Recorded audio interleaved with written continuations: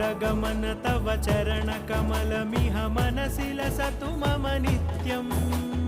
गरुडगमन तव चरणकमलमिह मनसि लसतु मम नित्यम् मनसि लसतु मम नित्यम् मम तापमपातु देव